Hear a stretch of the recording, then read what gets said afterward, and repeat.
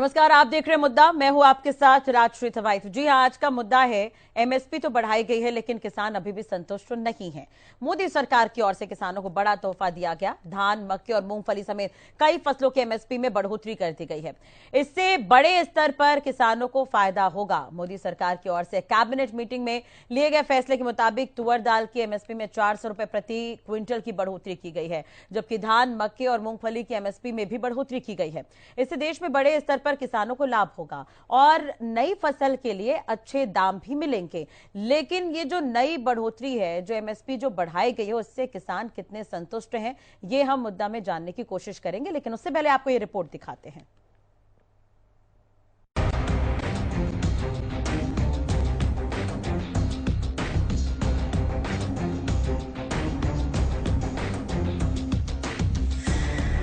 केंद्र सरकार ने देश भर के किसानों को बड़ा तोहफा दिया है। सरकार ने तुअर दाल, उड़द दाल, धान और मक्का समेत कई फसलों पर एमएसपी को बढ़ा दिया है। आपको बता दें, सरकार ने केंद्रीय कैबिनेट की बैठक में फैसले लिए हैं। क्या कुछ महत्वपूर्ण फैसले हैं और कितने दाम एमएसपी में बढ़े हैं, ग्राफिक्स के जरिए आपको बताते हैं। मिनिमम सपोर्ट प्राइस में वृद्धि की गई है।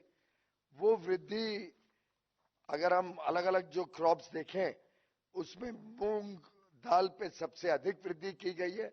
मूंग में 10.4 10.4% वृद्धि करके 5,705 रुपए की जो लागत है, उसके बदले 7,755 रुपए मूंग पर एमएसपी निर्धारित की गई है। निर्धारित थी पिछले वर्ष, और अब उसको बढ़ा के 2023-24 के लिए 8,558 रुपए, यानी 10.4% की वृद्धि, 8,558 मूंग दाल पर नई खरीफ मार्केटिंग सीजन के लिए एमएसपी को सुनिश्चित किया गया। इसी प्रकार से जो ग्राउंडनट है, उसमें भी 9% की वृद्धि हुई है और अब 6,357 रुपए ग्राउंडनट की एमएसपी रहेगी। सेसमम सीड जो है, सेसमम में भी 10.3% की वृद्धि की गई है। 8,635 रुपए उसका एमएसपी तय किया गया है। और पैडी जो साधारणतः बड़े मात्रा में उत्पादन होता है, पैडी की एमएसपी में 7% की वृद्धि की गई है। कॉमन ग्रेड में 2,183 रुपए 2183 प्रति क्विंटल, और पैडी ग्रेड ए में 2,203 रुपए प्रति क्विंटल की नए निर्धारित एमएसपी को आज कैबिनेट की मंजूरी मिली है। इसी प्रकार से ज्वार, बाजरा, रागी, मेज, तुर, अरहर दाल, उड़द, सनफ्लावर सीड, सोयाबीन,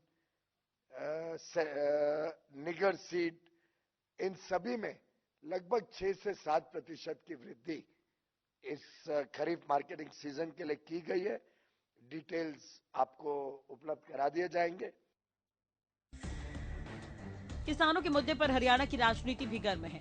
विपक्ष पर निशाना साधते नजर आए हरियाणा के कृषि मंत्री जेपी दलाल। जेपी दलाल ने कहा कि प्रदेश में किसान हित में सरकार काम कर रही है। उत्तर भारत में कोई भी प्रदेश काम नहीं कर रहा है और सूरजमुखी की खरीद नहीं कर रहा है। जेपी दलाल ने दीपेंद्र हुड्डा पर भी निशाना साधा। दीपेंद्र हुड्डा के पिताजी के नेतृत्व की सरकार में किसानों को 2-2 रुपए के चेक दिए गए थे, ये कहना था दीपेंद्र हुड्डा का। उन्होंने कहा कि किसानों को डर दिखाकर जमीन अधिग्रहित की जाती थी कांग्रेस के राज में। अब देखने वाली बात होगी कि हरियाणा की राजनीति में क्या कुछ उतार चढ़ाव अब इस बयान के बाद देखने को मिलते हैं। उत्तर भारत में मेरी जानकारी के अनुसार कोई भी प्रदेश इसकी खरीद नहीं कर रहा था। हरियाणा अकेला प्रदेश है जो सूरजमुखी किसानों की सहायता के लिए तैयार रहता है, और हरियाणा की 80 लाख एकड़ जमीन में कोई 50,000 एकड़ में तीसरी फसल के रूप में सूरजमुखी की किसान खेती करते हैं।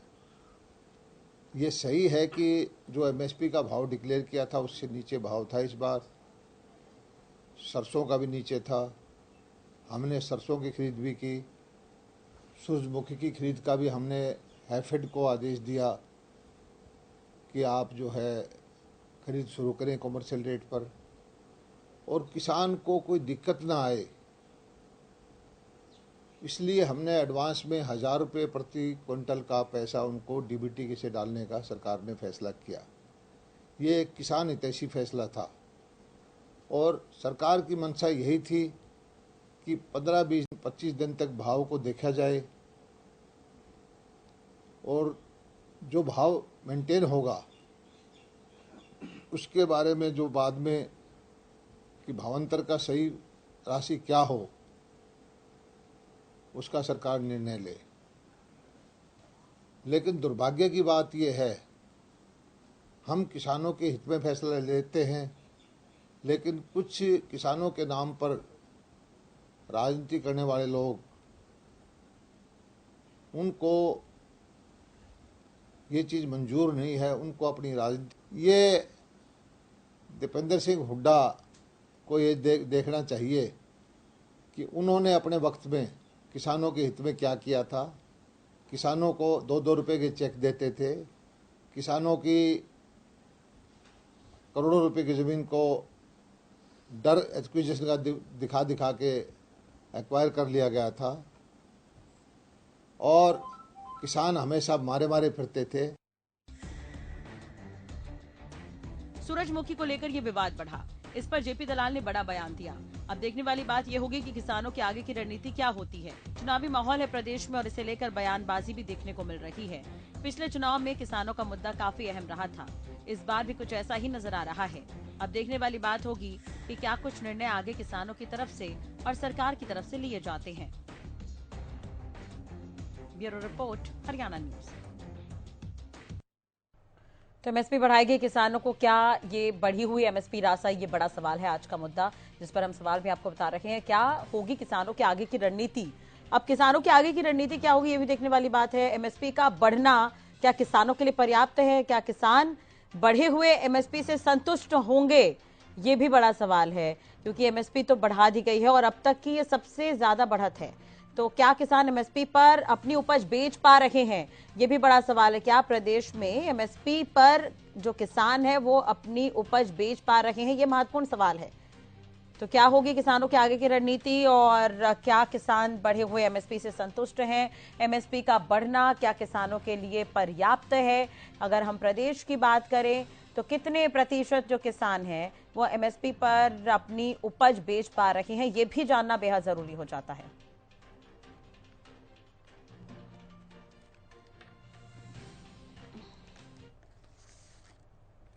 चलिए, हमारे साथ खास मेहमान भी जुड़े हुए हैं जिनसे जानने की कोशिश करेंगे कि आप बढ़ा हुआ जो एमएसपी है वो किसानों के लिए फायदेमंद होगा या किसानों को इससे राहत मिलेगी। तो खास मेहमान हमारे साथ जुड़े हुए हैं डॉक्टर वीरेंद्र सिंह चौहान जी, जो कि प्रवक्ता हैं बीजेपी के, रविंद्र सिंह ढूल जी कांग्रेस के प्रवक्ता हमारे साथ जुड़े हुए हैं, विवेक चौधरी जी प्रवक्ता जेजेपी हमारे साथ जुड़े हुए हैं, ओमकार सिंह जी इनेलो प्रवक्ता हमारे साथ जुड़े हुए हैं, डॉक्टर पंकज बेनीवाल इस वक्त मेरे साथ स्टूडियो में मौजूद हैं, अजीत जो कि किसान नेता हमारे साथ जुड़े हुए हैं। सर, आप सभी का बहुत बहुत स्वागत है आज के हमारे इस कार्यक्रम में हरियाणा न्यूज पर।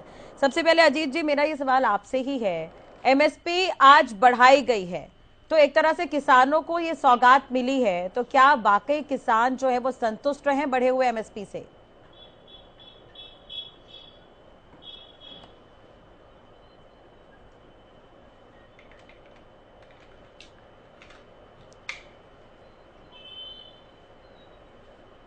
अजीत जी, क्या आप मुझे सुन पा रहे हैं?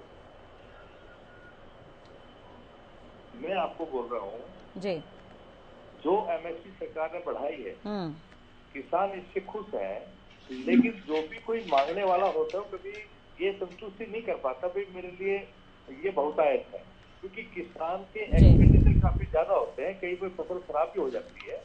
लेकिन जो सरकार ने बढ़ाया वो ठीक बढ़ाए हैं और सरकार से ये किसान खुश नजर आएंगे। मैं तो एक अपनी और सलाह दूंगा कि जब भी फसल बिकने के लिए बाजार में जाती है, मंडी में जाती है, तो दूसरी स्टेट से कुछ फसलें बिकने के लिए आती है तो हमारे किसानों की फसल नहीं बिक पाती। सरकार उस चीज पर कंट्रोल करे, जो कालाबाजारी करने वाले लोग हैं उन पर कंट्रोल करे, ताकि हमारे किसानों की फसल सही दाम पर बिक सके। ठीक है, ठीक है जी बने रहेगा हमारे साथ। रविंद्र सिंह ढुल जी हमारे साथ जुड़े हुए हैं, कांग्रेस के प्रवक्ता हैं। रविंद्र जी, आपने जेपी दलाल को सुना होगा, उनका यह कहना था कि आप लोगों के राज में तो 2-2 रुपए का चेक पकड़ा दिया जाता था किसानों को। दीपेंद्र हुड्डा पर उन्होंने निशाना साधा है सर। देखिए, 2-2 रुपए के चेक का योजना कई सालों से लगातार चलाते आ रही है। बात एमएसपी की हो रही है, बात ये मुआवजे की करते हैं। हमारे राज्य में कोई इनके किसानों के ऊपर कोई ये नकली सी जो ये बीमा योजना है, फसल बीमा योजना, जो किसानों के भी क्या नुकसान करती है, और ये जो अपनी बीमा कंपनियों को जो फायदा करती है, वो नहीं थोपी गई थी। हमारे समय पर ऐसा कुछ भी नहीं किया गया था। हमारे समय पर भी एमएसपी बढ़ाई भी गई थी। उस समय पर इनको याद होगा शायद जेपी दलाल जी उस समय के नारे भूल गए कि क्या नारे लगते थे। हुड्डा तेरे राज में जीरी गई जहाज में, ये जो नारे लगते थे, ये जीरी गई जहाज में एक ऐसा समय था कि हरियाणा के अंदर ऐतिहासिक तौर पे हाईएस्ट लेवल तक एमएसपी गई थी। और उसमें गन्ने की एमएसपी कितनी बढ़ाई गई, जीरी की कितनी बढ़ाई गई, कितना बोनस दिया गया, ये उसी समय पर। उसके बाद में कुछ नहीं हुआ। वर्तमान सरकार ने क्या किया, ये हमको सबको सामने है। तो ये उस समय से भी समय को कभी कंपेयर नहीं कर सकते। यदि करने का प्रयास भी करेंगे तो ये पूरी तरह से फेल साबित होंगे। तभी इसी कारण से इन्होंने मुद्दे को डाइवर्ट करके किसी दूसरी जगह पर जाकर के उसको छोड़ दिया। जहां तक बात है वर्तमान मामले की, तो मैं बिल्कुल स्पष्ट तौर पर मैं मानता हूं कि पहली सेटिस्फेक्शन, सब्जेक्टिव सेटिस्फेक्शन किसानों की आवश्यक है। जब तक ये अपना फॉर्मूला ठीक नहीं करेंगे आपके कैलकुलेशन का, कॉस्ट का, जब तक कॉस्ट का फॉर्मूला इनका ठीक नहीं होगा तब तक एमएसपी निर्धारित नहीं की जा सकती। फैक्ट ये है कि जिस स्वामीनाथन के आयोग के अनुसार जो कॉस्ट के फॉर्मूले की असेसमेंट और जिस फॉर्मूले पर रिकमेंडेशन की गई थी, फैक्ट ये है उस फॉर्मूला के ऊपर आप जो है नहीं दे रहे हैं। आप इसकी फसल की कॉस्ट के अंदर बहुत सारी चीजें जैसे कि किराया और इस तरह की चीजों को नहीं जोड़ रही है। जब तक वो नहीं जोड़ेंगे, उसके ऊपर 1.5 गुना मुनाफा नहीं देंगे, तब तक आपकी जो एमएसपी के जो ढोंग जो जिस प्रकार का भारतीय जनता पार्टी कर रही है वो फेल होगा। जब एमएसपी की लीगलाइज गारंटी की बात चल रही है, जिसका ऊपर इतना बड़ा किसान आंदोलन इस दुनिया के सबसे बड़े आंदोलनों में से और आजाद भारत का सबसे बड़ा आंदोलन जब 2 साल 2.5 साल दिल्ली की बॉर्डर पर चला, तो उसमें एक एमएसपी की गारंटी की जो बात की गई थी, जो खुद इनके प्रधानमंत्री, वर्तमान प्रधानमंत्री 2011 में रिकमेंड कर चुके रिपोर्ट दे करके, तो उसको लागू करने की जब बात चल रही है तो आप उसके ऊपर बात कीजिए और आप फॉर्मूला इसका करेक्ट कीजिए जिस फॉर्मूला को करेक्शन की बात कर रहे हैं। तो ये बार बार जो ऐतिहासिक वाली बातें मत करिए। उस समय पर ऐतिहासिक तौर पर जो है आज के दिन में जो डीजल का रेट है, उस समय का डीजल का रेट है दिन रात का फर्क है। आज के दिन के ट्रांसपोर्टेशन कॉस्ट मुद्रास्फीति में उस समय में दिन रात का फर्क है। आप उस समय की एमएसपी तो आज के साथ में अगर कंट्रोल करेंगे तो बेसिकली तो किसानों के लिए तो मुआवजा कम हुआ है, जो ये एमएसपी कम हुआ है, बढ़ा नहीं है। तो चलिए, बीजेपी तो ये कह रही है किसानों के लिए सौगात ही है। वीरेंद्र जी से ही बात कर लेते हैं। वीरेंद्र जी, क्या जो पहले कांग्रेस की सरकार थी, जो स्थिति थी, आप उसको कम्पीट नहीं कर पाएंगे? जैसा कि अभी ढुल जी कहते हुए नजर आ रहे थे, उस स्थिति तक पहुंचने के लिए आप लोग कोशिश कर रहे हैं लेकिन नहीं पहुंच पाएंगे। उन्होंने जो फसल बीमा योजना थी उसे भी नकली बताया है उन्हें।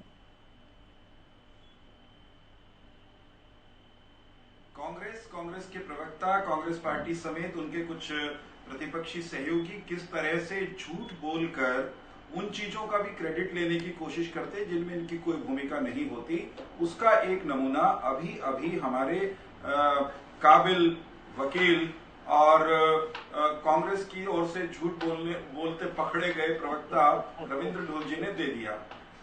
हुड्डा के राज में, ये एक जुमला इन्होंने बोला, हुड्डा के राज में जीरी गई जहाज में। रविंद्र सिंह ढोल ये कह रहे हैं कि हुड्डा के राज में जीरी जहाज में वो एमएसपी पे गई थी। क्या हरियाणा के किसान को बावड़ा समझते हो? क्या हरियाणा का किसान ये नहीं जानता कि अगर उस समय में धान का भाव बढ़ा था तो वो समर्थन मूल्य नहीं था जो आपने बढ़ाया था? आपकी केंद्र सरकार ने या राज्य सरकार ने उसमें कोई भूमिका अदा की हो? रविंद्र भाई, हकीकत ये है कि उस समय वो धान अच्छे दाम पर गई थी जो ओपन मार्केट में खुले में बिकती है, और उसके दाम बाद में भी बहुत अच्छे मिले हैं किसानों को। और जो धान सरकार खरीदती ही नहीं, उस धान के दाम में भूपेंद्र सिंह हुड्डा की कोई भूमिका हो और भूपेंद्र सिंह हुड्डा के पर्सनल जहाज में चढ़ के जीरी चली गई हो, ऐसे झूठे जुमले उछालने से आप जैसे पढ़े लिखे सयाने और हाईकोर्ट के एक जिसे कहते हैं बहुत सुशिक्षित वकील को बचना चाहिए, आपको शोभा नहीं देता। हम इनका मुकाबला कैसे कर सकते हैं? ये वही कांग्रेस पार्टी है और उसी कांग्रेस पार्टी के प्रवक्ता है रविंदर भाई, जिस कांग्रेस पार्टी के शासन में मुआवजे के नाम पर, जैसा कृषि मंत्री जी ने कहा, हरियाणा के किसान को 1 रुपए, 2 रुपए, 4 रुपए के चेक भी मिले। हम तो इतना नहीं गिरेंगे साहब, हम किसान के साथ ऐसा भद्दा मजाक नहीं करेंगे। हम इनका मुकाबला बिल्कुल भी नहीं कर सकते, कभी नहीं करेंगे, क्योंकि जब इनका शासन था, स्वामीनाथन आयोग ने एक रिपोर्ट दी कि लागत से 1.5 गुना समर्थन मूल्य होना चाहिए किसान की फसल का। स्वामीनाथन आयोग की रिपोर्ट लागू करने के लिए राज्यों के मुख्यमंत्रियों की एक कमेटी बनी। उस कमेटी के मुखिया उस समय के हरियाणा के मुख्यमंत्री भूपेंद्र सिंह हुड्डा थे और मुख्यमंत्री भी अन्य अन्य राज्यों के उसमें थे। धुल साहब ये बताना भूल गए कि उस कमेटी ने समर्थन लागत से 1.5 गुना समर्थन मूल्य देने की स्वामीनाथन आयोग की सिफारिश समेत स्वामीनाथन आयोग की किसी भी सिफारिश को लागू करने की सिफारिश नहीं की थी, या यूं कहिए कि उस कमेटी ने काम करने से किसानों के हित में इनकार कर दिया था। स्वामीनाथन आयोग की सिफारिश को कई साल खूंटी पे टांड पे टांगे डाले, वे अपने आप में न्यूकम है कि हम तो किसानों के हितैषी हैं। और जिस सरकार ने स्वामीनाथन आयोग की सिफारिशों के अनुसार लागत से 1.5 गुना मूल्य सुनिश्चित करने के आदेश दिए, सुनिश्चित किया, उस सरकार को ये कह रहे हैं कि हमारा मुकाबला नहीं कर सकते। निश्चित तौर पर नहीं कर सकते। क्यों? क्योंकि आपकी सरकार किसानों को लूटती थी। हम किसानों को लूटते नहीं, हम किसान को किसान सम्मान निधि देते हैं। किसान के खेत में हर बूंद से अधिक फसल पैदा हो। वीरेंद्र जी, लेकिन आज एमएसपी बढ़ने के बावजूद भी राकेश टिकैत नाराज नजर आए सर। एमएसपी बढ़ने के बाद भी राकेश टिकैत की जो नाराजगी है वो देखिए। ये उत्तर और जरूरी देना। हाँ। जी।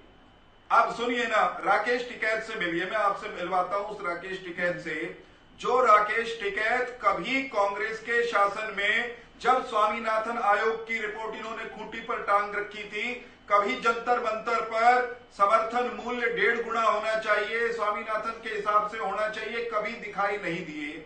ये वही राकेश टिकैत हैं जो कभी राजस्थान नहीं गए, जहां के किसानों की सरसों की फसल राजस्थान की कांग्रेस सरकार ने एक दाना समर्थन मूल्य पर नहीं खरीदी। हाँ। ये राकेश टिकैत और उनके दूसरे छलिया दोस्त चढ़ुन्नी गुरनाम सिंह, ये कभी पंजाब नहीं गए, जहां आम आदमी पार्टी की आज सरकार, इससे पहले कांग्रेस की सरकार थी, जो हरियाणा के आधी फसलें समर्थन मूल्य पर खरीदते हैं। ना वो मक्का खरीदते हैं, ना वो सरसों खरीदते हैं, ना वो बाजरा खरीदते हैं। कभी टिकैत पंजाब में नहीं दिखे ये बात करते हुए, कभी टिकैत राजस्थान में नहीं दिखे ये बात करते हुए।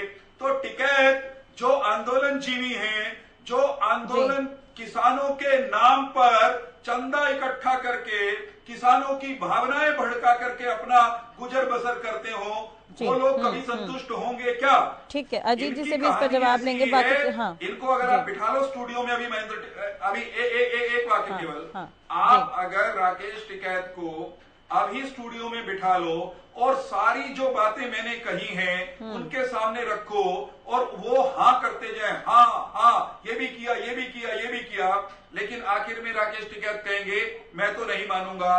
पंजाबी में एक कहावत है, तो अड्डी गल सिर मत्थे, जो आप कह रहे हो वो तो सही है, पर परनाड़ा उत्थे दा उत्थे, लेकिन पतनाड़ा वहीं का वहीं गिरेगा। ठीक है जी, ठीक है सर, और भी लोग हैं, मैं आपके पास आऊंगी सर। ओमकार जी हमारे साथ जुड़े हुए हैं लोग।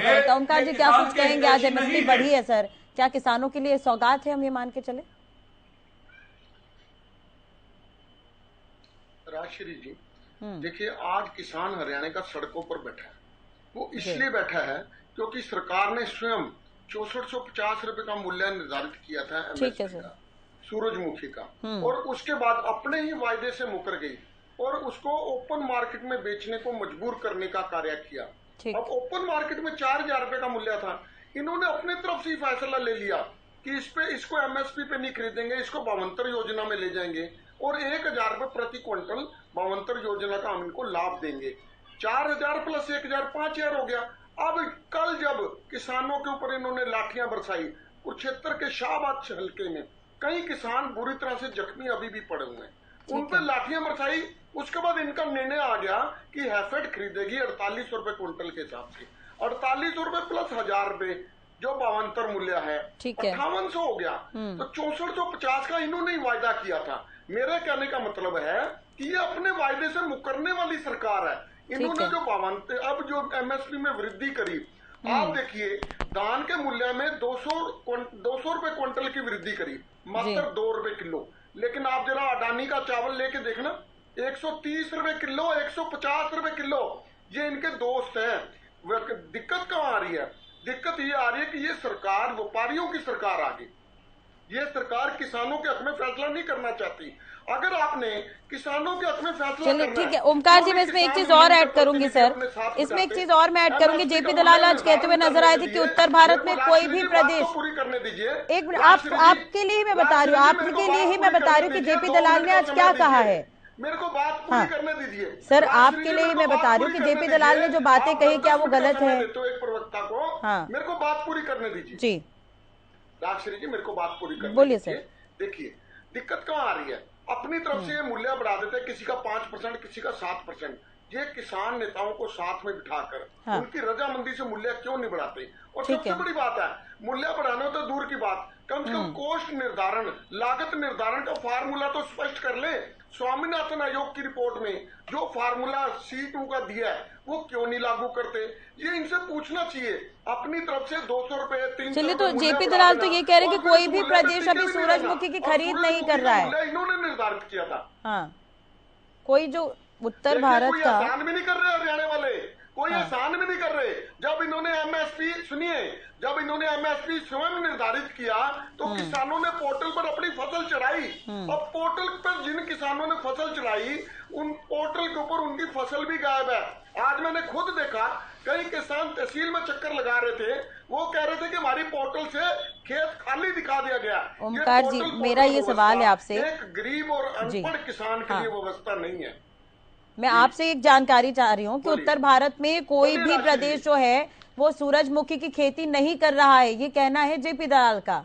तो क्या ये सच है कि उत्तर भारत में कोई भी प्रदेश सूरजमुखी की खरीदारी नहीं कर रहा है?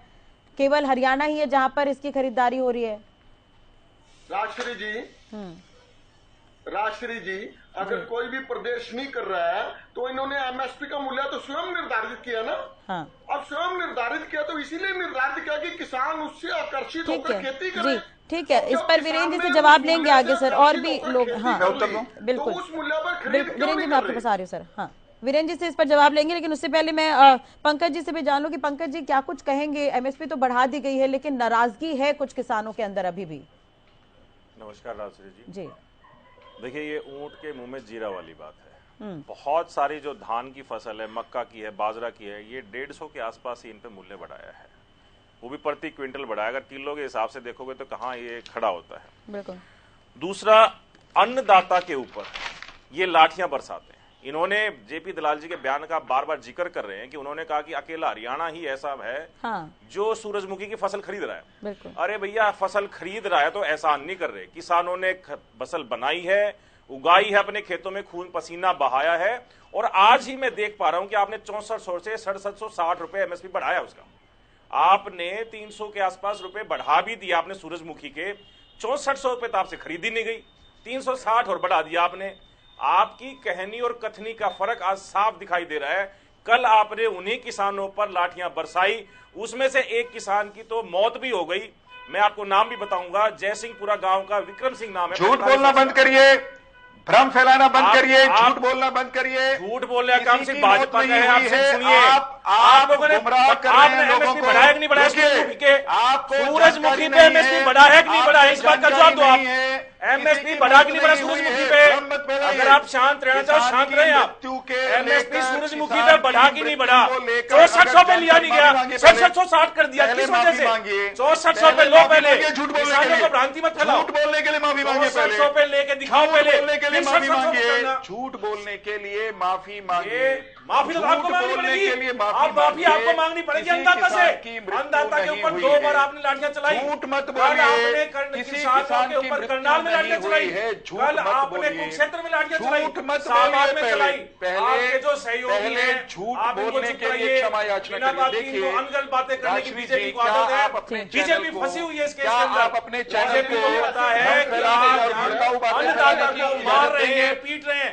क्या एमएसपी एक छलावा है, दिखावा है राजश्री जी, जनता इनको के रोकिए लिए। एक बार बीच में, बहुत जरूरी आप बात बोलो। है, बहुत महत्वपूर्ण बात है जी राजश्री जी, मुझे इंटरवीन करना पड़ेगा।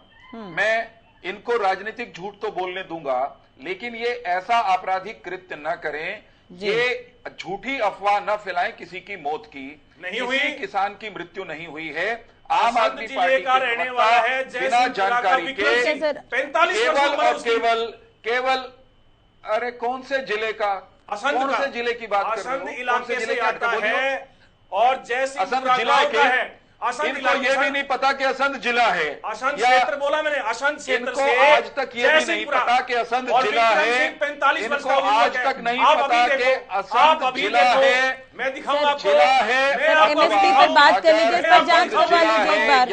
असंध क्षेत्र से आता है विक्रम सिंह। बेतुकी बातें, झूठ और भ्रम फैलाने आप वाले झूठ लोग। बोल रहे हैं। कल वहां पर एक आदमी एक्सपायर हो गया, वहां पर आपकी लाठियां बरसाई गई, झूठ ये वहां बोल पर रहे हैं। विक्रम सिंह की मौत हो गई।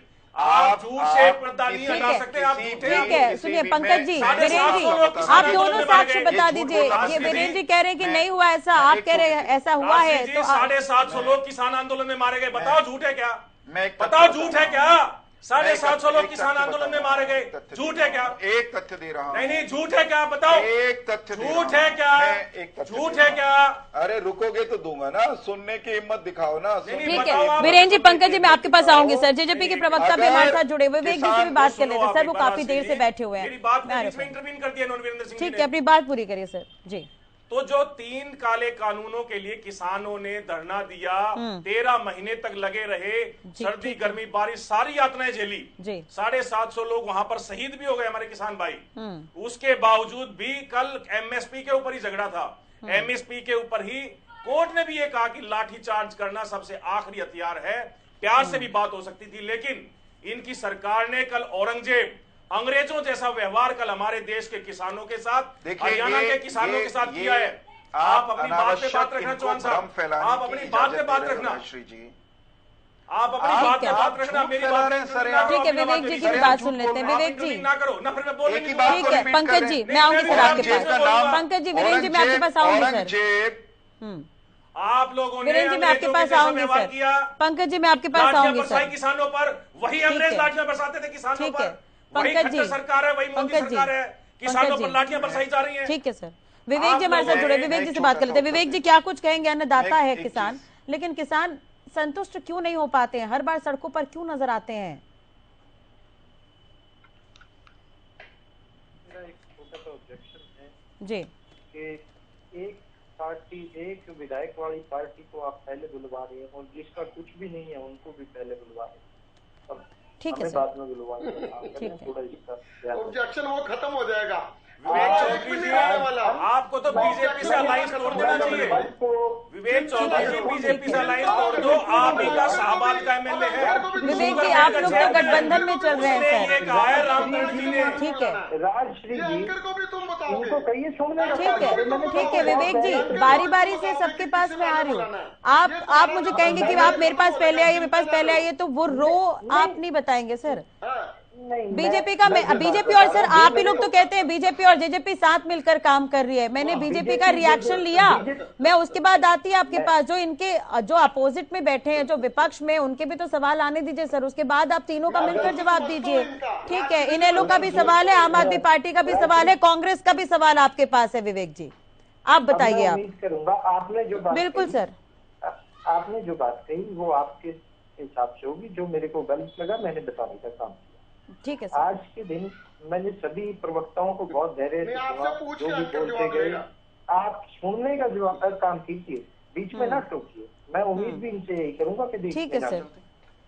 अभी मैं अगर कांग्रेस से शुरू करूं, हमारे बड़े भाई हैं रविंदर दूल जी, वकील साहब हैं, बहुत ही हमारे लिए आदरणीय है।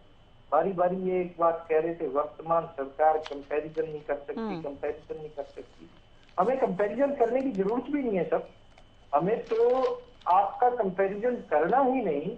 आपके समय में किस तरह किसान का आलू प्याज टमाटर सड़कों पे गेरा करते थे किसान, आज उसको भावांतर योजना के तहत हम किसान का पैसा देने का काम कर रहे हैं। आप ये बताइए कि कांग्रेस की सरकार आपकी राजस्थान में है, राजस्थान का अभी किसान नेता अजीत सिंह जी ने ये बात कही कि दूसरे प्रदेशों से हरियाणा प्रदेश में फसल आती है। आपके राजस्थान से आपकी पंजाब में सरकार रही, पंजाब से फसल हरियाणा में आने का काम होता है। आप ये बताइए ना, क्यों नहीं वहां पे एमएसपी दे पा रहे आप हरियाणा में तो बात कर रहे हैं। हरियाणा तो पहला ऐसा प्रदेश है जिसने 13 फसलों पे एमएसपी देने का काम किया। अगर भावांतर योजना की मैं बात करूं, 11 फसलों पे भावांतर योजना देने का काम किया।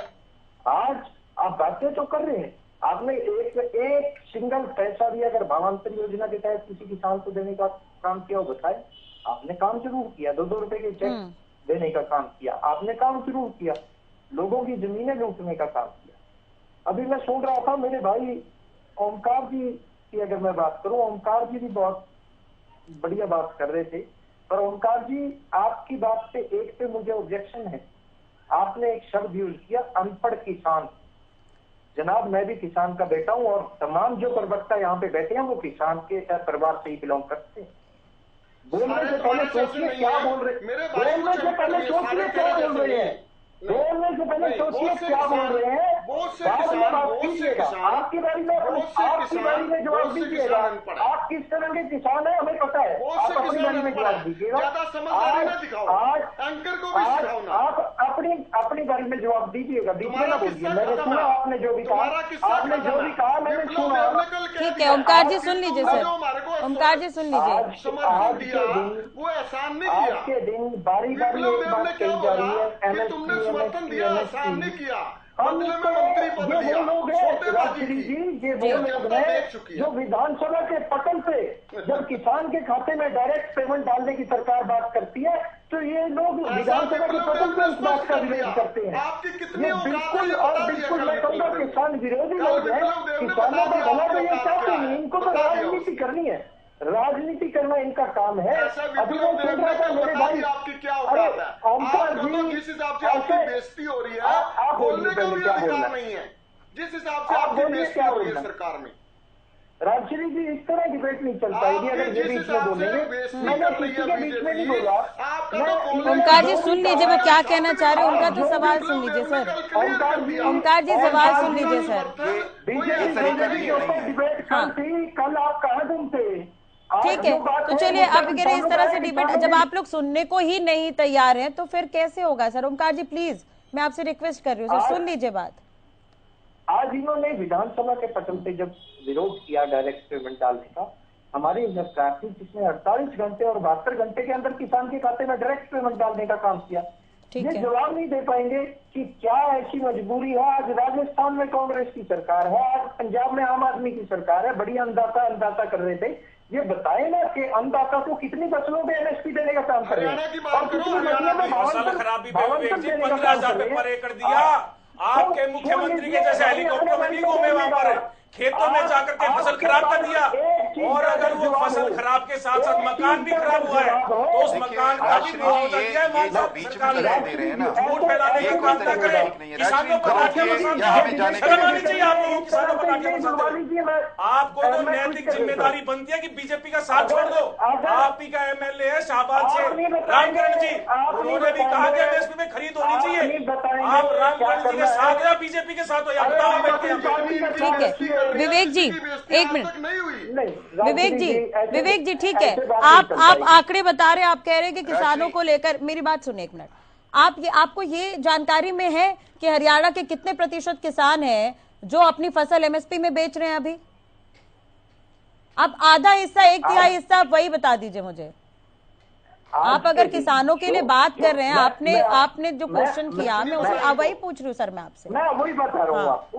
आज के दिन मेरी फसल मेरे ब्यौरा पे जो भी रजिस्टर्ड किसान हैं सभी किसान एमएसपी पे अपनी फसल बेचने का काम कर रहे हैं। आज के दिन सभी किसानों की फसल एमएसपी पे खरीदने का जिक्र, खरीदने का काम किया जा रहा है।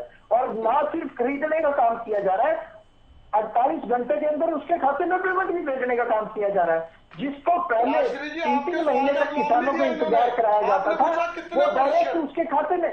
ये राजश्री जी ऐसे डिबेट नहीं चलेगी, बीच में कोई बोलेगा। इनको कहिए डिबेट का तरीका बताइए कि किस तरह डिबेट होती है। अभी मेरे भाई आम आदमी सर वो विपक्ष में बैठे हैं, सवाल तो उठाएंगे सर, विपक्ष में नहीं सवाल अपनी बारी में उठाइए। ओमकार जी आपके पास मैं आऊंगी सर, मैं आपको मौका दूंगी बोलने का। आप पॉइंट अपने कलेक्ट करके रखे ना, आपके पास मैं आ रही हूँ, उसके बाद आप बोलेगा। ठीक है, आम आदमी पार्टी को लेकर इन्होंने सवाल उठाया, जवाब ले लेते हैं उनको। डॉक्टर पंकज जी सभी की बात बहुत गहरे से सुनी, पॉइंट्स लिखे जो इन्होंने कहा। अगर आप इस चीज का समर्थन करते हैं तो मैं भी इसी तरीके से जवाब दूंगा। आज के दिन ये बारी बारी अंदाता कर रहे हैं, इतना अंदाता की फिक्र है आम आदमी पार्टी के प्रवक्ता को, तो एसवाईएल का पानी क्यों नहीं दे रहे? दे दो पानी, अंदाता के लिए पानी मांग रहे हैं। ठीक है, आपने आम आदमी पार्टी का जिक्र किया। भाजपा की आपकी सरकार है, 4 साल से उनके साथ अलायंस के अंदर एक घूंट पानी नहीं लिया गया, 1 गिलास पानी लिया है क्या? सेंटर में आपकी सरकार है, यहाँ पर आपकी सरकार है, अकालियों के साथ वहां सरकार थी, क्यों नहीं पानी लेकर के आए? आज पानी चिल्ला रहे हो।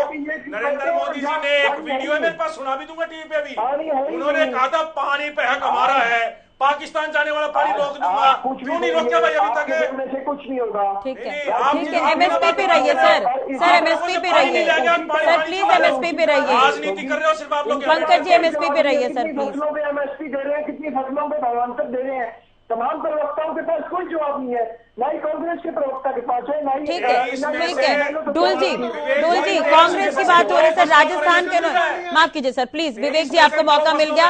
ओमकार जी प्लीज आप भी शांत हो जाइए। पंकज जी मैं आपके पास दोबारा आऊंगी। डुल जी क्या कुछ कहेंगे? राजस्थान मुझे मिला, इनको भी इसी तरह का दिया जाएगा। विवेक जी आपने काफी वक्त लिया, आप कैलकुलेट कर लीजिएगा सर प्लीज।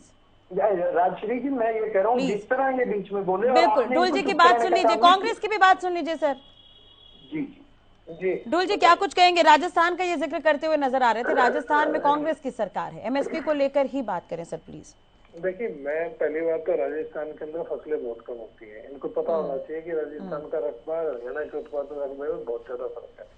दूसरी बात, लगातार जो राजस्थान बात करते हैं इनकी ट्रेनिंग का हिस्सा नहीं है, इनको पता होना चाहिए कि बार बार ये बात करते हैं तो वहाँ पर बात होती है बाजरे की, क्योंकि केंद्र तो एमएसपी घोषणा करता है बाजरे की, लेकिन राजस्थान सरकार उसमें बाजरे की एमएसपी के ऊपर खरीद इसलिए नहीं करती। पहली बात कि इस देश के अंदर जो पैदा होने वाला 40% से ज्यादा जो वो बाजरा है वो राजस्थान के अंदर पैदा होता है, राजस्थान से बाहर उसको बाहर भेजा जाता है, बाहर उसकी खरीद होती है, राजस्थान में उसकी खरीद नहीं है, राजस्थान के लिए वो सरप्लस है। और दूसरी चीज जो है, एमएसपी पे खरीदने की सबसे बड़ी समस्या केंद्र सरकार की वही योजना है, जिस योजना के तहत यदि आप किसी भी फसल को एमएसपी पे खरीदते हैं तो आप उसको पब्लिक डिस्ट्रीब्यूशन सिस्टम में शामिल करेंगे। राजस्थान उसको पीडीएस के अंदर शामिल कर नहीं सकता। इसी कारण से राजस्थान के अंदर जब भाजपा की सरकार रही हो या कांग्रेस की सरकार रही हो, भाजपा की सरकार ने, आपने वसुंधरा राजे की सरकार ने भी उस समय पर कहा था कि हम खरीद करेंगे, लेकिन खरीद नहीं की थी। कारण ये है कि प्रैक्टिकल डिफिकल्टी राजस्थान के साथ ये है कि बाजरे का उत्पादन इतना भारी उसमें होता है कि आप उसको एमएसपी पे खरीद करके पीडीएस में नहीं डाल सकते हैं। चना भी उसमें एक है सर। हाँ, इनका पता नहीं है, ये बैठ करके हमेशा कंपैरेटिव एनालिसिस करते हैं। भावांतर की बात करेंगे, भावांतर के अंदर ये इनको ये पता नहीं है कि भावांतर के अंदर भी इन्होंने कैपिंग कर रखी है, क्यों कर रखी है भाई आपने भावांतर के अंदर? आप बाजरे की बात करते हैं, 4 महीने से ज्यादा बाजरा जो है कभी भी स्टोर नहीं किया राजस्थान की गर्मी के कारण। इनको नहीं पता है, इनको पता किसानी की बैकग्राउंड हो, पहले इनको पता होगा ना। अब ये C2 फॉर्मूला के बारे में, ठीक है डुल जी, वीरेंद्र जी की बात सुन लीजिए सर, वीरेंद्र जी की बात सुन लीजिए सर। जी वीरेंद्र जी, बिल्कुल वीरेंद्र जी।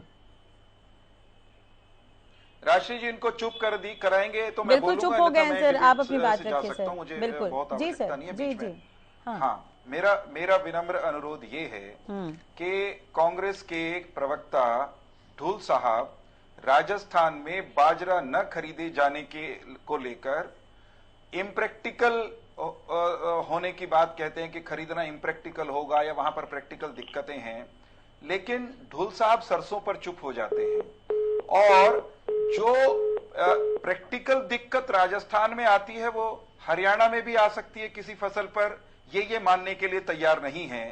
ढूल साहब की दलील कुछ ऐसी है कि इनका खून तो खून और हमारा खून पानी, राजस्थान का खून खून, हरियाणा का खून पानी, पंजाब का खून खून और हरियाणा का खून पानी।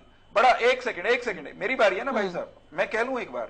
मैं ये कह रहा हूं कि राजस्थान की सरसों वो हरियाणा आकर खरीदी जाती है, राजस्थान का मक्का हमारे यहां बिकता है। पंजाब में इनकी सरकार थी तब इन्होंने सरसों नहीं खरीदी, तब इन्होंने मक्का नहीं खरीदा, और हम पर ये आरोप अनाप शनाप लगाते हैं। और जब ये घिरते हैं बाजरे पर, मक्का पर, सरसों पर, तो कहते हैं प्रैक्टिकल दिक्कत थी। तो कुल मिलाकर ये तो एक सेकंड पूरी तो होने दीजिए, दे दीजिएगा मेरी बात पूरी होने दीजिए ना। मेरी बात देखिए, ये गलत बात है राजश्री जी, ठीक है, मेरी बात पूरी होने दीजिए ढूल साहब। मैं सिर्फ ये कह रहा हूं कि ये नहीं हो सकता कि वही दलील दें जो आपको सूट करे तो ठीक, नहीं तो आप उसको नकार दें।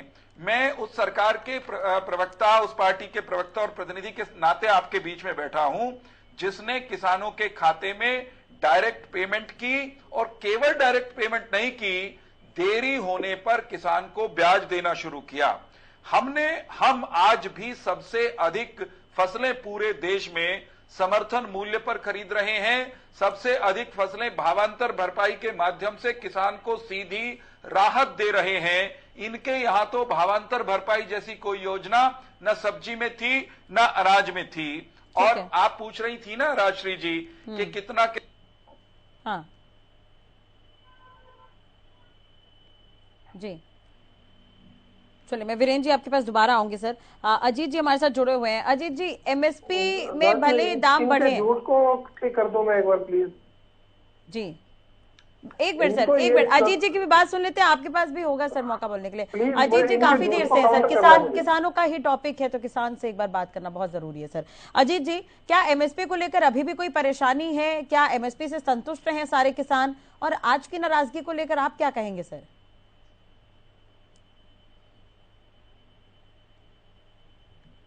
किसान इस जो एमएसपी बढ़ाई से बिल्कुल खुश है।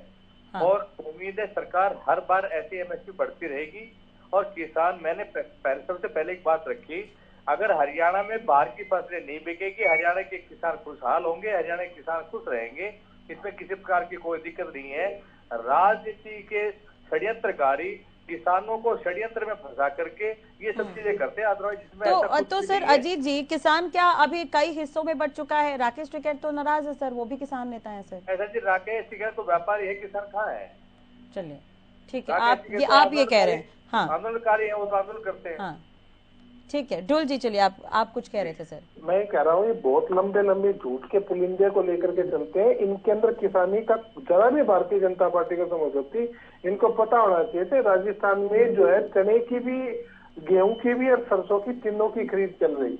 इनको नहीं पता है, इनको नहीं पता तो मैं इनको बता दूं कि यहाँ पर जो है राजस्थान के अंदर चने की तो चल रही है 21 जिलों में खरीद, और सरसों की चल रही है 9 जिलों में खरीद। लेकिन झूठ का पुलिंदा 5 मिनट इसके ऊपर बांध दिया, जिससे हरियाणा को बताने का काम कर रहे हैं कि राजस्थान सरकार नहीं खरीदती। अपनी नॉलेज को अपडेट करे, अपनी ट्रेनिंग करके आए और C2 फॉर्मूले के हिसाब से एमएसपी देने का काम करे, और दूसरे प्रदेशों का ठेका मत ले।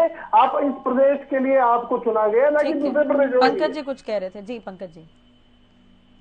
विवेक चौधरी जी ने कहा कि पंजाब में आम आदमी पार्टी नहीं, मैं बता रहा हूँ, गेहूं, चावल, मक्का, सरसों, इन पर चारों पर एमएसपी मिल रही है।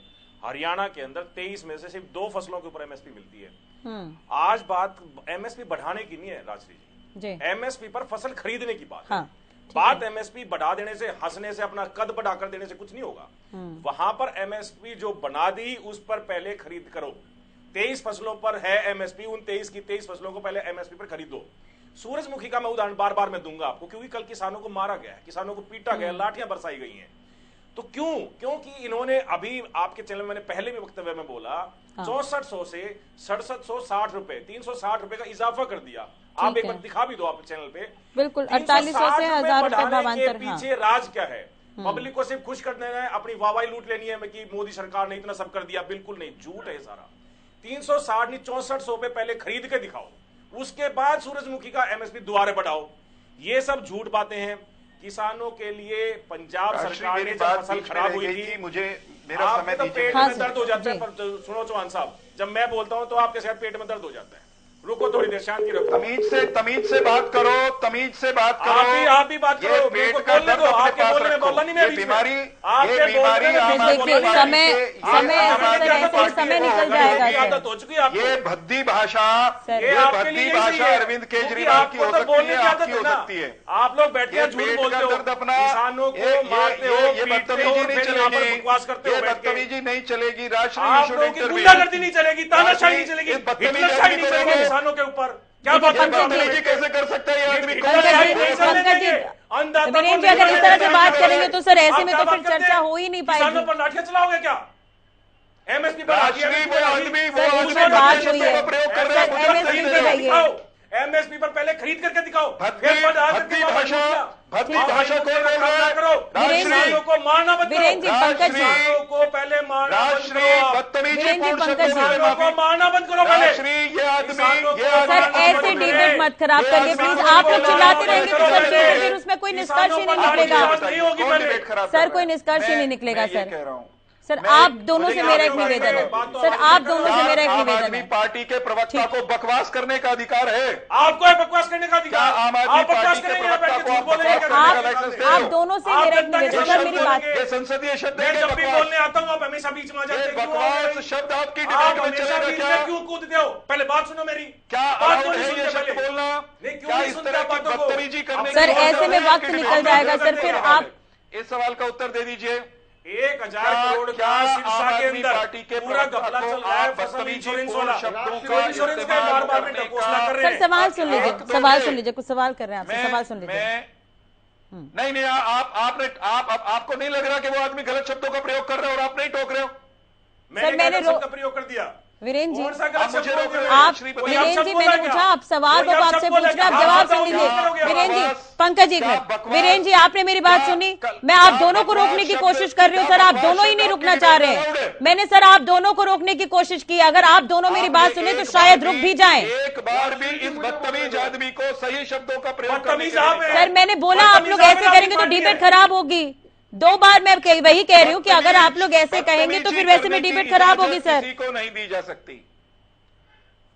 ठीक है वीरेंद्र जी, पंकज जी प्लीज आप लोग दोनों शांत हो जाइए सर, प्लीज आप दोनों शांत हो जाइए। जब आप बोल रहे थे मैं चुप था। सर बिल्कुल निवेदन है, प्लीज आप लोग शांत हो जाइए। जेजेपी के प्रवक्ता भी नाराज होकर शायद इसलिए चले गए, विवेक चौधरी जी नहीं जुड़े हुए हैं शायद हमारे साथ। सर आप लोगों को क्या ये नहीं लगता है, मेरी बात वीरेंद्र जी आप जो फैक्ट बता रहे थे, मैं थोड़ा सा एक सवाल आपसे ये भी कि अगर हमारे यहाँ पे एमएसपी लागू कर दी गई है तो अभी भी 43% जो किसान है वो एमएसपी पे अपना जो उपज है, अपनी जो पैदावार है वो बेचते हैं, वो आधी भी नहीं है। क्या इस पर नहीं विचार करना चाहिए? जिसमें से अगर मैं बोलूं तो 10.5 लाख के करीब जो किसान है वो पंजाब के हैं और जो 7 लाख के करीब जो किसान है वो हरियाणा के। सर ये एफसीआई की रिपोर्ट है, एफसीआई के आंकड़े आप देखेंगे तो आपके सामने ये आंकड़े आ जाएंगे। तो क्या हमें एक बार एमएसपी पर विचार करना चाहिए? वीरेंद्र जी मैं आपको मैं उत्तर देता हूं। देखिए मैं पंजाब का प्रवक्ता नहीं हूं, ये बेनीवाल जी बता दें। ठीक है सर। हरियाणा सरकार देश में सर्वाधिक संख्या में फसलें समर्थन मूल्य पर खरीदती है। हरियाणा सरकार समर्थन मूल्य के अलावा कई फसलें और कई सब्जियां उनमें किसान के खाते में भावांतर भरपाई के माध्यम से भी राहत पहुंचा रही है। तो हमारी परफॉर्मेंस कम से कम हरियाणा की सरकार की वो किसी भी अन्य राज्य की सरकार से इस मामले में बेहतर है। मैं आम आदमी पार्टी के प्रवक्ता से ये कहूंगा कि वो ये बता दें, वो केंद्र पर सवाल उठा सकते हैं, उठाएं, हरियाणा पर भी झूठी सच्ची आरोप आप लगा लें, आपका हक है, लेकिन सिर्फ ये बता दें कि इनकी सरकार को पंजाब में बाजरा, सरसों, मक्का ये समर्थन मूल्य पर खरीदने से किसने रोका हुआ है? अगर हरियाणा भावांतर भरपाई दे करके किसान को राहत दे सकता है अपने, तो ये क्यों नहीं करते? इन्होंने आज तक एक फसल में भावांतर भरपाई नहीं की। हरियाणा की आधी फसलें, ठीक है, इस पर रिपोर्ट पेश करिए। आधी फसलें समर्थन मूल्य पर खरीदते हैं। ठीक है। और एक वाक्य और एक अंतिम वाक्य, मौका दीजिए। देखो इनको करेक्ट करना पड़ेगा। आप ये बिना बात हम अपने किसान का एक बीच में बोल रहे हैं, कोई देखिए बीच में बोलते जाएंगे, ठीक है सर। सर वैसे भी लास्ट कमेंट का टाइम हो गया है तो प्लीज मैं आपसे भी निवेदन करूंगी, प्लीज जल्दी जल्दी सर। मैं ये कह रहा हूं कि हम पर आरोप लगाने वाले अपने गिरेबान में झांकें और अपने ठीक है, लास्ट कमेंट में पंकज जी से जवाब ले लेंगे इस पर। राज्यों में समर्थन मूल्य पर हमारे बराबर फसलें दिखाकर खरीद कर दिखाएं, ठीक है, भावांतर भरपाई योजना शुरू करके दिखाएं। चलिए, पंजाब ने तो ये कहा था कि एमएसपी की जो कटौती रही है उसकी भरपाई सरकार करेगी, शायद ये ऐलान किया गया था कुछ महीने पहले। ठीक है, पंकज जी से इस पर जवाब लेंगे। सर ढूल जी आप कुछ कह रहे थे, लास्ट कमेंट सर। हमने भी किया, वो तो इन्होंने तो कुछ किया ही नहीं। हरियाणा की सरकार ने तो किसान की नमी का जो कट लगा उसको भी ओटा, किसान की जैसी कैसी फसल आई। ठीक है वीरेंद्र जी, लास्ट कमेंट का समय हो गया है सर, माफ करिए सर, बिल्कुल लास्ट कमेंट का समय हो गया है। मैं ओमकार जी आपके पास भी आ रही हूँ, ढोल जी से लास्ट कमेंट ले लेते हैं, फिर ओमकार जी मैं आपके पास आ रही हूँ। सर जो लोग हमारे यहाँ हल्ला करते हैं, सरकार को जो लोग हमारे यहाँ हल्ला करते हैं, वो पंजाब और राजस्थान में जाके आंखें कैसे बंद कर लेते हैं? ठीक है Virendra ji, please sir, last comment का वक्त हो गया सर, मैं बार बार रिक्वेस्ट कर रही हूँ सर आपसे, राजस्थान में सरसों जी की खरीद चल रही है, मक्के की खरीद चल रही है, क्यों झूठ बोलने का काम करते हैं? ये मेरे को समझ में नहीं आता। या तो पढ़ करके आए आपको हरियाणा के लिए चुना गया, आप जाकर के राजस्थान पहुंच जाते, पहुंचते हैं तो कम से कम देखिए तो सही जाकर के। फिर झूठ अभी कह रहे थे खरीद नहीं रहे, हम कह रहे हमारे लिए जैसे दाम देते हो, अभी कह रहे थे खरीद आप लोग बहस करने लगे। सर लास्ट कमेंट मैंने आपसे मांगा था ढूल सर, बराबर दाम देता है ये क्या है? राजस्थान झूठ पकड़ा तो कुछ और पकड़ गए जाकर के। ठीक है ओमकार जी, ओमकार जी से लास्ट कमेंट, ओमकार जी सिर्फ ये बताइए। ठीक है सर, आगे और भी डिस्कस कर लेंगे सर, उम्मीद है आप लोग और भी किसानों को सौगात देंगे सर, बहुत सारे मुद्दे निकलेंगे। हरियाणा में आता है। हाँ ठीक है Omkar ji please last comment sir. Rajshri ji देखिए, एमएसपी पर रेट बढ़ाने से पहले कम से कम जो फसलों का एमएसपी निर्धारित है उस पर फसलें खरीद होनी जरूरी है। किसानों पर लाठियां बरसाई जा रही हैं, 6450 रुपए सूरजमुखी का रेट है, पहले उस पर फसल खरीद तो लें। और दूसरा आपने बहुत महत्वपूर्ण बात की कि एमएसपी पर कितने किसान रजिस्टर्ड है। देखिए पोर्टल खेलने से बहुत से हमारे किसान भाई अनपढ़ है, मैं सारे नहीं कह रहा हूँ, बहुत से अनपढ़ है जिनको सीएससी सेंटर जाके अपनी फसल का ब्यौरा अपलोड कराना पड़ता है, जिनको मालूम नहीं है, पैसे भी लग जाते हैं, बाद में खेत भी खाली दिखाया जाता है। तो सबसे पहले तो हम ये कोशिश करें, हमारे कम से कम 70-80% किसान पोर्टल पर अपनी फसल तो लगाएं, पोर्टल पर बताएं तो सही। लेकिन सरकार एफसीआई की रिपोर्ट एक बार पढ़नी बहुत जरूरी है, आपने पोर्टल पर फसल अपलोड करना ही बहुत मुश्किल है। नहीं समझिए राजश्री जी पोर्टल पर फसल अपलोड करना ही बहुत दुविधापूर्ण है। राजश्री जी हरियाणा पोर्टल की व्यवस्था एक मिनट किसी सरकारी अधिकारी सर, ये मैं नहीं कह रही हूँ सर, वो एफसीआई की रिपोर्ट ऐसा कह रही है। किसी व्यक्ति को बोलने दीजिए और कोई व्यक्ति न बोले। ठीक है पंकज जी आपसे लास्ट कमेंट सर, वक्त बहुत कम है वीरेंद्र जी, वाकई वक्त बहुत कम है, please Pankaj ji last comment sir, please short में सर। हरियाणा के अधिकांश किसान पोर्टल पर 10 से 12% करते हैं और उनकी फसल खरीदी जाती है। ये एमएसपी बढ़ाने का ढकोसला करते हैं, पहले 100 की 100% फसल को एमएसपी पर खरीदें, उसके बाद जाकर एमएसपी बढ़ाने की बात करें, जब जाकर के किसान खुश होगा, जब जाकर के किसान खुश होगा। ये 52 योजना का जो ये जब एमएसपी लागू होगा, ये तो 52 योजना कहां से आ गई?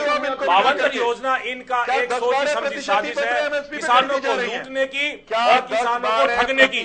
ये भाजपा सरकार से हरियाणा में और सेंटर से भी किसानों को ठगने। अजीत जी तो ये कहते नजर आ रहे थे कि किसान खुश है, एमएसपी बढ़ाई गई है, तो किसानों को सौगात है। अगर जो किसान एमएसपी पर अपनी फसल बेच रहा है तो उनके लिए सौगात है, लेकिन फिर भी सवाल क्यों उठ रहे हैं? आखिर में यही कि सवाल क्यों उठ रहे हैं? ठीक है सर, बहुत बहुत शुक्रिया जुड़ने के लिए वीरेंद्र जी, बहुत बहुत शुक्रिया। रविंद्र जी आपका भी बहुत बहुत धन्यवाद सर। विवेक जी हमारे साथ जुड़े थे, बहुत बहुत शुक्रिया, नाराज होकर शायद चले गए। ओमकार जी बहुत बहुत धन्यवाद, पंकज जी आपका भी बहुत बहुत शुक्रिया, अजीत जी आपका भी बहुत बहुत धन्यवाद। तो एक तरह से देखा जाए तो एमएसपी बढ़ाई गई है, लेकिन एमएसपी पर जो किसान अपनी उपज बेच रहे हैं, पैदावार बेच रहे हैं, उन्हें तो फायदा हो रहा है, लेकिन अभी भी इस पर कई तरह के सवाल उठ रहे हैं। कहीं ना कहीं हरियाणा के जो किसान है वो नाराज है, क्योंकि सूरजमुखी की जो पैदावार है उसे अभी हरियाणा में खरीदा जा रहा है सरकार की तरफ से। तो इस पर देखने वाली बात होगी क्या कुछ बयान निकलकर सामने आते हैं। जेपी दलाल का भी बयान आपने सुना, विपक्ष का बयान भी आपने सुना है, किसान नेता राकेश टिकैत का भी आप बयान सुन रहे थे। तो और भी सौगातें मिलेंगी, उस पर भी कई तरह के सवाल होंगे। अब देखने वाली बात यह है कि सरकार और किसान के आगे की रणनीति क्या है। चलिए इसी के साथ ही मुद्दा में आज के लिए बस इतना ही। खबरों के लिए बने रहिए हरियाणा न्यूज पर। नमस्कार।